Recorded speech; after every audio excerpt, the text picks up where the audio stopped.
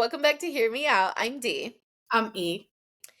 Today's video is going to be about the documentary that was recently released by Jennifer Lopez, The Greatest Love Story Never Told documentary. I wish Uh, you told us. okay. Uh, so if you guys have watched any of our previous videos that are in any way, shape, or form about Jennifer Lopez, you will know that we are of two camps in this channel. One that is very much pro J-Lo, one that is very much anti J-Lo. But before we get into any of our thoughts, what does the article that we found say? Well, this is a Forbes article. The title is Jennifer Lopez Reflects on Past Relationships. This Is Me Now film in the Greatest Love Story Never Told documentary. So J-Lo, Jennifer Lopez, returned February 16 with This Is Me Now, the spiritual successor of her 2002 breakout album, This Is Me Then. I mean, I guess she couldn't come up with another title. I mean, okay, I'll save it for later. And the celebration and a celebration of the journey she's traveled in 2 decades since. Just like the original album, the new record captured her whirlwind relationship with actor Ben Affleck, this time when they rekindled their romance and got back together in 2021. In This Is Me Now, a love story, released the same day, Lopez told a semi-autobiographical story of her life's ups and downs through the songs of the album. The third and final part of the This Is Me Now trilogy, The Greatest Love Story Never Told, is out now on Prime Video. The documentary chronicles the making of the album and accompanying musical film, which Lopez financed herself to the tune of $20 million. Affleck himself inspired the title, referencing the letters that he wrote to Lopez decades ago, which make an appearance in the new documentary as The Greatest Love Story Never Told.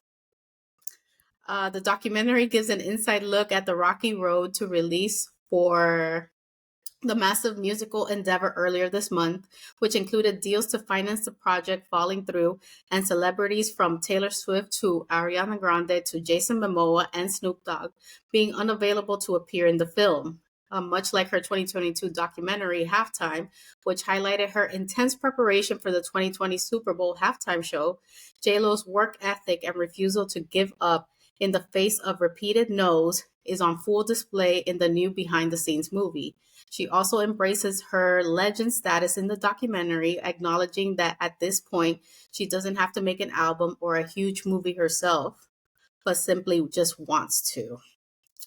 For Lopez, This Is Me Now extravaganza serves as a culmination of her fated reunion with Affleck, fully illustrating on screen the love that they felt for each other years ago when she recorded This Is Me Then. But I guess, you saw the documentary. Let's recap. There's a little bit more here, and then we'll talk about our opinions, of course. Okay. So, I watched the documentary because I had heard a few things about it, and I am of the Team J-Lo camp. So I was interested to see what it was about. But I'll be honest, I'd heard, read, seen a lot of negative feedback about the actual This Is Me or The Greatest Love Story Never Told, This Is Me Now movie, album, whatever that was on Prime. So I didn't watch that. I tried to and I fell asleep a few minutes in. So I Was it because you were sleepy, or is it because J-Lo's a snoozer? guys, I wasn't feeling well, What? if I'm being honest. What? But I watched the documentary, and so okay. Whew. Again, I will remind that I am of the Team JLo camp. But that was not for me.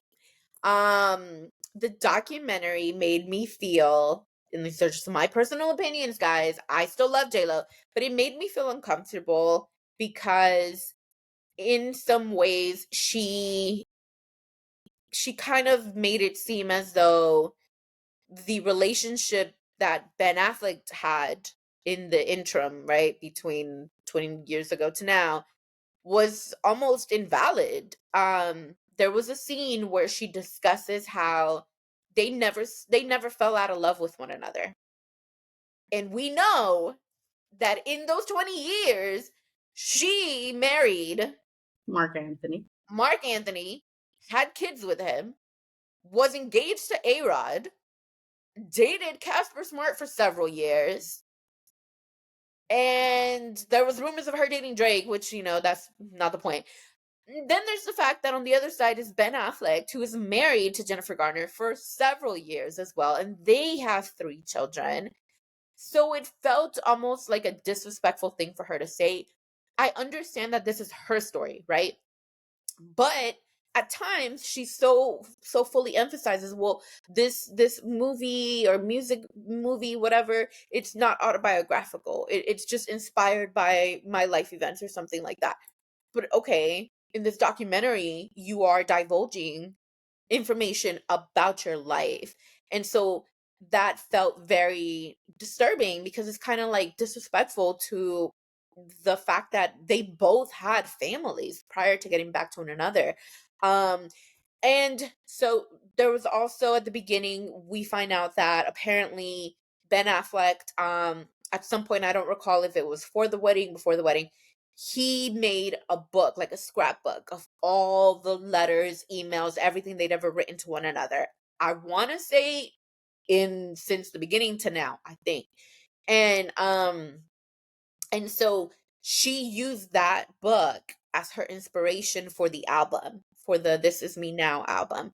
Mhm. And she showed it to every musician, every producer, whomever went into the studio. And there was a moment where she tells Ben Affleck about this, and he's just kind of like, what? Like, what? Kind of like, why? And so he kind of excused it away as, well, she's an artist and this is their process. Every artist has their own process, blah, blah, blah. But it just, to me, it was like, you can tell he was not comfortable with that, right? This was like a gift that he gave to her, like a Mhm. very private, romantic gift. And here she is putting it out to the world. We don't see the full content in there, but like there's some like snippets that they showed. And so she also goes through in the documentary how she's trying to get all these different celebrities to make cameos. Several say no. Bad Bunny says no. Ariana Grande says no. Khloe Kardashian says no, which she kind of shaded Khloe a little bit because she was talking to somebody about it, and I think a dancer, and dancer's like, "Oh, Chloe's making a cameo." She's like, "No, no, she's not." And then she's like, "I just think that people are scared.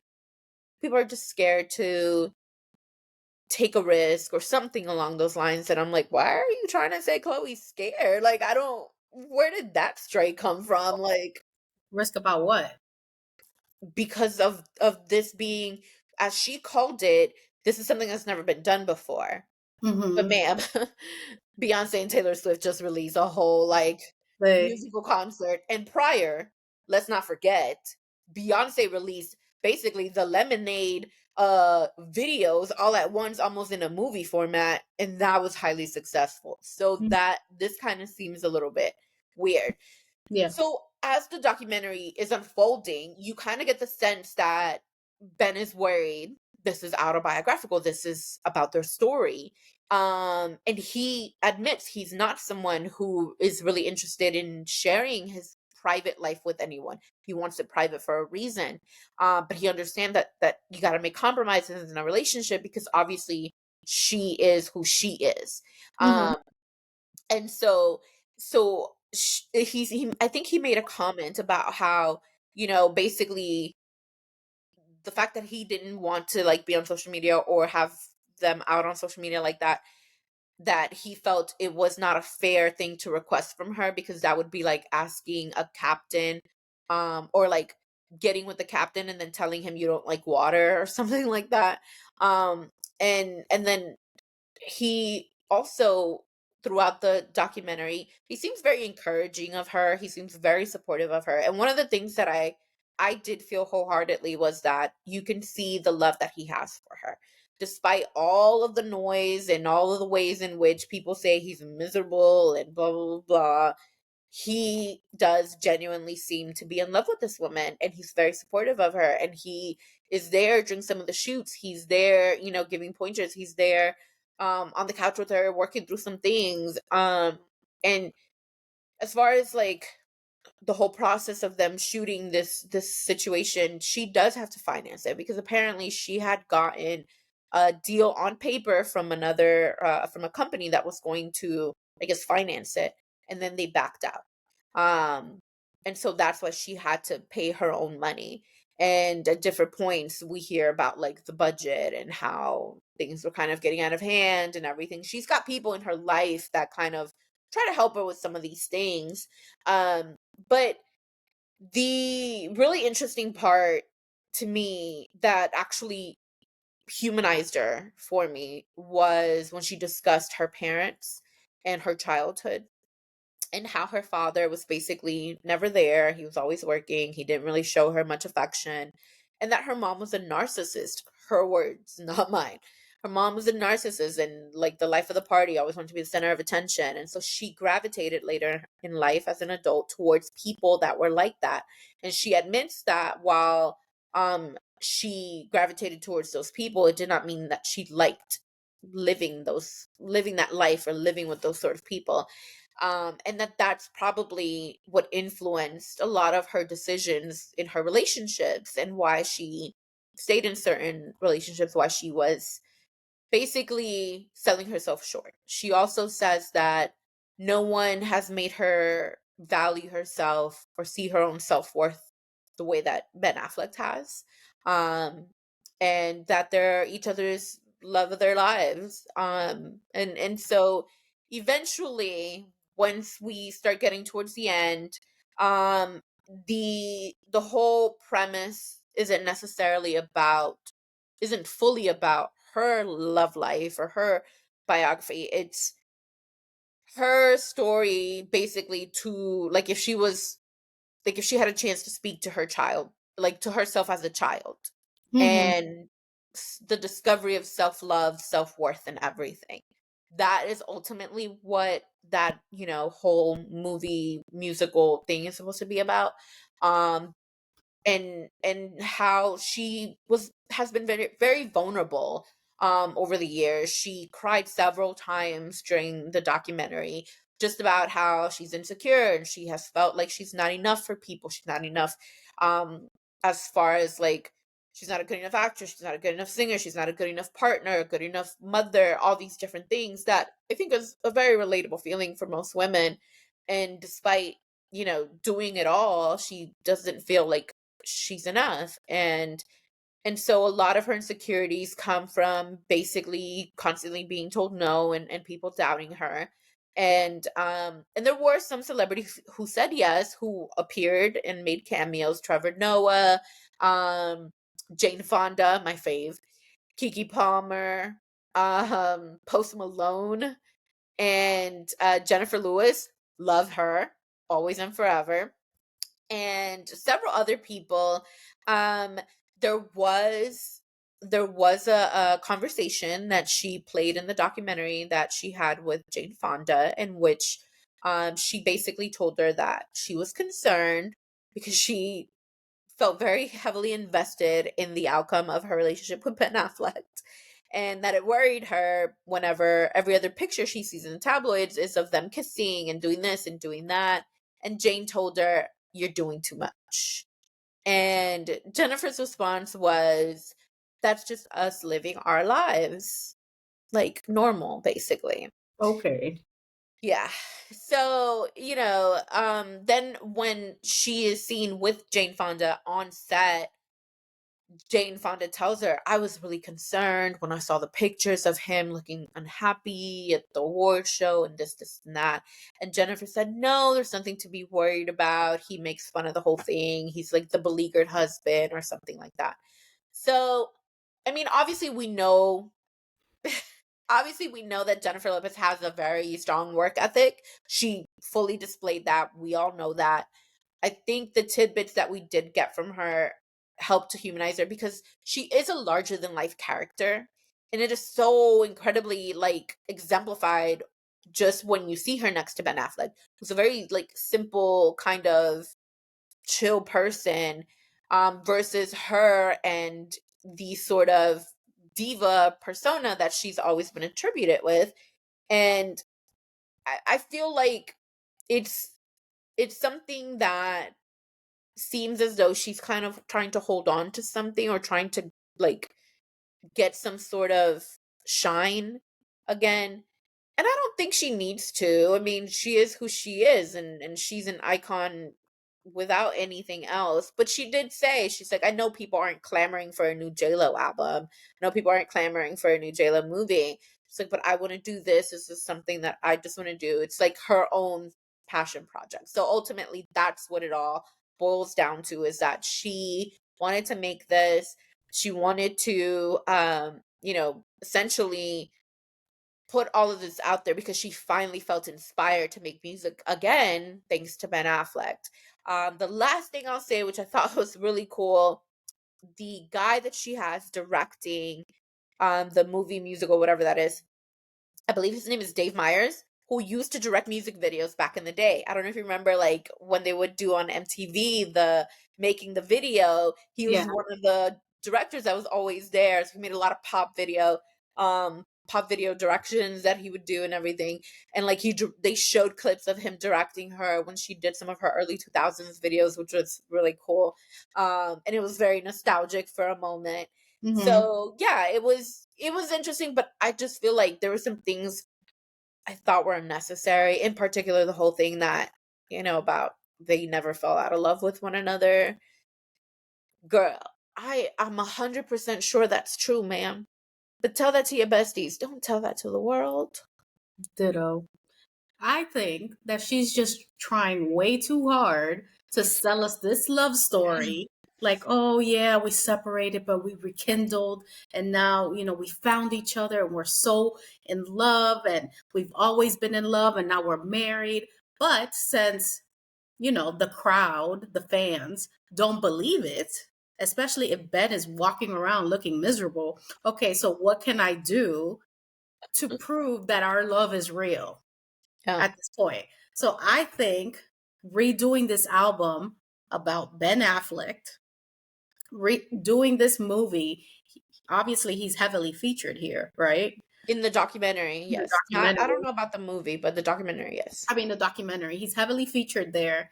I think that Jane Fonda is right. Girl, you're doing the most. As soon as we see Ben in the tabloids, which we have covered it, guys, go check out our videos. Shameless, when he's miserable walking around slamming doors looking miserable at award shows, what's the next thing that we see them at a farmer's market making out holding each other's butts. We Yeah. see them at a McDonald's drive-through ordering cheeseburgers. First of all, J-Lo is too into her body, which is a great thing. I'm not shaming her for it, but she ain't eating McDonald's. I think they went like 3 times that week or something. It's like unbelievable to me. Unbelievable, and it's not believable Yeah. because that's not part of her eating regimen. That's not part of her aesthetic. Going Yeah. to McDonald's, you can't be a diva going to McDonald's. Like, it's clashing. The math ain't mathin' there. Yeah. So, and I think based on what you were saying, she's displaying this very private book that Ben gave her, which is, is very sweet. Yeah. And he's like, well, you're doing that. And I mean, he's excusing it. But again, proving Ben loves me. He's always loved me. Look at this, blah, blah, blah. You don't need to sell it to us, girl. Like, why do you care what we think at this point? Yeah. $20 million, you could have given it to Puerto Rico. Do they have lights over there at this point? Damn. What? Yes, They they did. have I lights. still have a grudge. Let me tell you the grudge. What was that hurricane? Maria? Maria? Her and Mark Anthony, I think it was, or her and somebody. They did a joint concert to raise funds for Hurricane Maria. I ain't J-Lo though, so that's why I'm mad at her. So they did this thing. They raised some funds Hmm. and they're like, okay, we did our part, that's it. But we've seen so many other people trying to help, you know, Yeah. Puerto Rico or, basically like the communities that they come from. I never hear those things about J-Lo. And granted, she could do whatever she wants with that money, but $20 million just to prove to me that your man loves you? Really? That's money. Not That's not fiscally responsible. There's people, your people need it. Like, are they fully restored? Dang. Oh, wow. I mean, I can keep going and going, but I just think it's unnecessary. Like, you don't need to, like, besides me not liking you in theory. I mean, I kind of do, but not really. I'm like, you've had a long lasting career. Mhm. You're a musician, you're an actor, I don't know if you directed, you're a businesswoman, an entrepreneur, you've had fragrances, I think you have makeup and skincare. Like, there's nothing that you need to prove to us at this point. Yeah. Like, I think her fear is that she doesn't want to be irrelevant. Damn. Yeah. I mean, she loves being the center of attention. She's always been the center of attention. I mean, I think it's comparable to being like the Latina Kim Kardashian at this point. Right. Yeah. Fashioned that Versace dress. She wore it. People never forgot it. She was the Right. one with the big butt back then. You Right. know, the Selena movie. She had the Right. stardom. She's just afraid to let it go. Run into the sunset with Ben and just have nobody know about it. It's okay, girl. It happens. You can't be on top all the time. Well, I did see on the internet, because you know how they love to talk, Yeah. that it does seem as though she's trying to hold on to like the early 2000s glory days, and that's just not where we are anymore. Um I I've always been a fan of J-Lo, and I will always be a fan of J-Lo, but I do think that some things are just unnecessary, and yeah, her career speaks for itself. She Yeah. is iconic. There really isn't much more that she would need to do. It sucks that she has not been recognized by her peers with the different accolades, like for example when she wasn't nominated for an Oscar for her role in Hustlers. But I feel that she has a different sort of fame that a lot of other big artists don't. J-Lo is accepted throughout all the different, groups of people. J-Lo is J-Lo. Everybody knows J-Lo.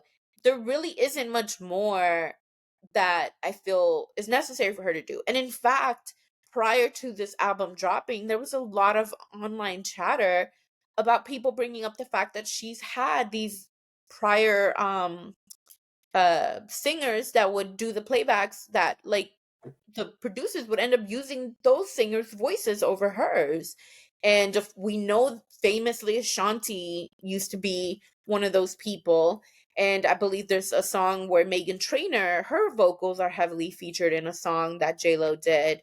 And plenty of other artists. I think even Christina Milian, her Hmm. vocals were used. And so I think it's unfortunate that people try to delegitimize her. She may not be the best singer in the world, and I don't think she's ever claimed to be, but like I think it's just pointless to try and tear her down. But Yeah. she does not make it any easier on herself when she's doing certain things that, yeah, can make people feel as though she's doing too much. Like I can understand that perspective a whole lot. And I have to agree with Jane Fonda. I mean, I don't know if I already mentioned it. Like, why are you doing all that? And to top it all off, didn't she do that 2020 halftime show bashing Shakira? She did a documentary in 2022, I think it was called Halftime or something like that, about the making of her performance. Yeah, That she where should have been she alone yeah, instead of she should. having a stage with Shakira. And I'm like, what? Like, Yeah, what happened to that Latina empowerment thing? Like, you just don't make it easy for me to like you. I'm like, I like you because of your rom-coms. I gotta admit it. Okay. But some of yeah. your behavior is just wild. Like, why would you say that about Shakira? Everybody loved her halftime show. Hell yeah. Um, and her saying that her and Ben never fell out of love. You spoke about it a little bit. I Yeah. think it's so disrespectful as well. I'm like, how are the kids going to feel? Like, even if they had tumultuous relationships with their other ex spouses or the best relationships, like if I were Mark Anthony or Jennifer Gardner, and I might be totally over it, and I'll be like, damn, I just spent 10 years with you and you never like loved me. Like, I know. I'm like, we had kids together. Like, it's like Oh, we I don't know, while we were on vacation, were you really thinking about J Lo? Like yeah. that's kind of sad and it's hurtful and it's unnecessary. Like, why did you need to do that? You don't need to bring other people down to bring yourself up. Like you said, that's a conversation that you should have just had with your besties. And if you don't have besties, guess what? We know why, because you're here shit talking about everyone. Damn. Why do you do that? No, I mean it makes it, yeah, It's it makes a lot of awful. sense. Like, what about when the kids see it? I was like, damn, my mom really didn't love my dad, or vice versa. Like, that's not okay. Yeah. Yeah. And I mean, it just there's a lot of it that I feel like I said it. There was no need for some of those things. And as far as the situation like with the halftime show and all that, like she kind of tried to make it seem like, oh, they're doing this because they're Latina and this and that and they're women and blah blah blah. But I mean, JLo has also never been a political activist. Like, let's be real here. For Mhm. her to like try to, become all rah rah feminist, that was like that's not you. And we've all accepted that that's not her. She's not necessarily the epitome of what a Latina is because she's never really fully embraced her Latinidad. Like, she will do certain things in Spanish, but Ben speaks better Spanish than her. And I'm not trying to like be mean about her and that whole situation, but I think that she has put so much effort into fitting in the American realm of entertainment that the Latina side kind of just falls to the wayside. Mhm. And with the whole halftime show thing, she also brought up like the fact that she did a portion of it where there was little kids in these like cages because it was some sort of emphasis on what was going on at the time. But again, it's like, ma'am, you never cared to get involved before. I think this is a little like unnecessary. So I wasn't surprised that she didn't do much for Puerto Rico because I don't really know that she's done that much for Puerto Rico other than the fact that she is Puerto Rican, right? I don't. I mean, and she doesn't have to, Yeah, she doesn't. and, it's their money. They can do whatever they want. But, sometimes I just feel like fans prop up celebrities and they give them, all the attention, which thus gives them all the money, all the Yeah. accolades, all this, all that. And Yeah. it feels a lot like, and this is not only for J-Lo's, all celebrities. It feels very gimme, gimme, gimme, but then Hmm. they don't give back. Yeah. So I think J-Lo represents herself as a Latina, even though, whatever, a Puerto Rican. Your people needed you. I feel like if you keep saying I'm Puerto Rican, I'm this, and da da da da, well, that was your chance to help them. Mhm. That's just my 2 cents. No, I agree. But yeah. Yeah. Mm. Guys, let us know in the comments. Did you watch this documentary? Did you listen to the album This Is Me Then? Because I did it. This Is Me Now. Did you hear it? Because I did it. Um, let us know if you liked it. Let us know what you think about her relationship with Ben. I guess the things that she said in the documentary, that they basically always loved each other, and they didn't love their spouses back then, their ex-spouses. um Not that I'm trying to sway you to tell me what I already said, but just let us know what you think about J Lo and her life, her world. But that concludes today's episode. If you haven't already done so, please subscribe, turn on the notification bell so you don't miss any of our videos. Also, please share our video. We're trying to grow our community so your friends can be our friends so we can all be friends. We also have social media, which Dee will tell you about. We're on TikTok and Instagram at Hear Me Out DNE. So make sure you guys like, follow, share, and comment. We enjoy interacting with y'all. All right, guys, we'll see you next time. Peace. Bye.